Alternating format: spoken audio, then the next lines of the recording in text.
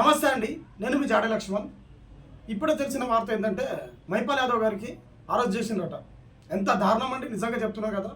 కొట్లాడి తెచ్చుకున్న తెలంగాణలో ఈ అరెస్టులు ఏందన్నా, గత వారం రోజుల నుంచి డిఎస్సి పోస్ట్పోన్ చేయండి విద్యార్థులు పాపం ధర్నాలు చేస్తే వాళ్ళకు అరెస్టులు, దారుణంగా ఏమైనా ప్రశ్నించే గొంతులు వాళ్ళకు అరెస్టులు, జర్నలిస్ట్ కూడా ఏమైనా అంటే వాళ్ళకు కూడా తీసుకెళ్తున్నారు. ఎంత దారుణం అండి ఇది.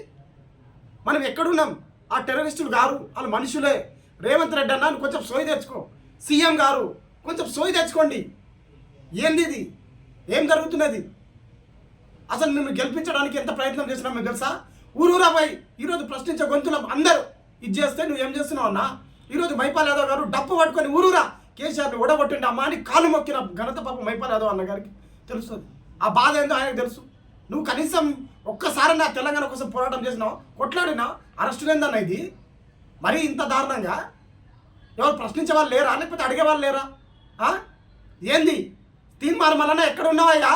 ఎమ్మెల్సీ పదవి ఒత్తిడికి పరిగెత్తుకుంటూ పోయినావా? ఇప్పుడు ఎవరు కనిపిస్తలేరు, మీ పిల్లలు ఎవరు కనిపిస్తున్నారు, డిఎస్సి పిల్లలు ఎవరు కనిపిస్తున్నారు, ఎవరు ఆత్మహత్య చేసుకుంటారంటే కూడా మీ ఛానల్లో రావట్లేదు. ఏంది ఇది కథ?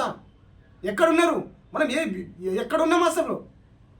లెటర్ ఏమన్నా అంటే ఉత్తప్పుడేంపై ఏమైనా ఫోన్ చేస్తా అంటే మీ ఛానల్ వాళ్ళకి వస్తే కేసీఆర్ ప్రభుత్వం ఉన్నప్పుడు మీ ఛానల్కు మాకు న్యాయం కావండి సార్, న్యాయం కావాలని వస్తే అక్కడి నుంచి లైవ్ నుంచి కేటీఆర్కి ఫోన్ చేయడం, కేసీఆర్కి ఫోన్ చేయడం, లైవ్ కవితకు ఫోన్ చేసేవాళ్ళు. కానీ ఇప్పుడు మీ కాంగ్రెస్ ప్రభుత్వం ఉందని మాకు న్యాయం కావాలని వస్తే ఆ లెటర్ రాస్తున్నావు. ఏంది అది? ఏం ఉత్తరం రాస్తున్నావు?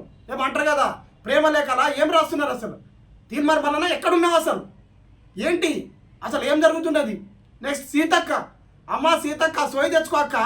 నీ పైన మొత్తం సీతక్క అంటే ఎంతో అభిమానులు ఉన్నారు ఇక్కడ తెలంగాణలో. కనీసం ఇంత జాలి కూడా కనిపిస్తలేదా? విద్యార్థుల పాపం ఏడుస్తుంటే జాలి కూడా అనిపిస్తలేదా? ఎక్కడున్నావు సీతక్క? ఏమైపోయినావు? కనీసం నువ్వన్న ఈ కాంగ్రెస్ ప్రభుత్వంలో కాంగ్రెస్ పార్టీలో మంచుకున్నావు అంటే నువ్వు కూడా నోరెత్తట్లేదు. Kodandaram sir next. చాలామంది ఇలాంటివి ఉన్నారు అసలు, దొంగలు ఊరు పంచుకున్నట్టు. కొత్త వాళ్ళకి అవకాశం ఇస్తే ఇలాగే ఉంటుంది. నిరుద్యోగులారా గమనించండి, నిజంగా చెప్తున్నాను కదా. ప్రశ్నించే గొంతులను అరెస్ట్ చేయడం చాలా దారుణం. ఈరోజు మైపాల్ యాదవ్ గారు అన్నగారు ఈ కేసీఆర్ని దించడానికి ఆయన ఎంత కీలక పాత్ర పోషించిండో అది అందరికీ తెలిసిన విషయమే. మీకు కూడా తెలుసు, ఇప్పుడు గెలిచిన పార్టీ రేవంత్ రెడ్డికి కూడా తెలుసు, తీర్మార్ మల్లలకు కూడా తెలుసు, సీతక్క కూడా తెలుసు. కనీసం ఆయనకు ఇప్పటికి కూడా వాళ్ళకి స్పందన లేదంటే ఏందన్నా ఇది? ఏం జరుగుతున్నది మా తెలంగాణలో? ఒకవేళ ఆయనకు విడుదల చేయకపోతే ఊరూరా పక్క ధర్నాలు చేస్తాం. మరి రేపు ఖచ్చితంగా ఆయనకు ఏదైతే అరెస్టును ఖండిస్తూ ర్యాలీగా తీస్తాం మేము. జై హింద్, జై తెలంగాణ.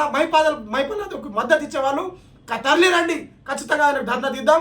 ఏదైతే ప్రభుత్వాన్ని గద్దె దింపడానికి మనం నిరుద్యోగులు మళ్ళా గోసేస్తాం. మా కళాకారులు మా ప్రశ్నించే గొంతులకు ఎప్పుడు కూడా ఉంటాయి. ఖచ్చితంగా మాలాంటి కళాకారులు మళ్ళా ఇంకా గోసి డప్పు వేసుకొని ఈ కాంగ్రెస్ ప్రభుత్వం దించడానికి కూడా మేము సిద్ధంగా ఉన్నాం. జై తెలంగాణ, జై హింద్.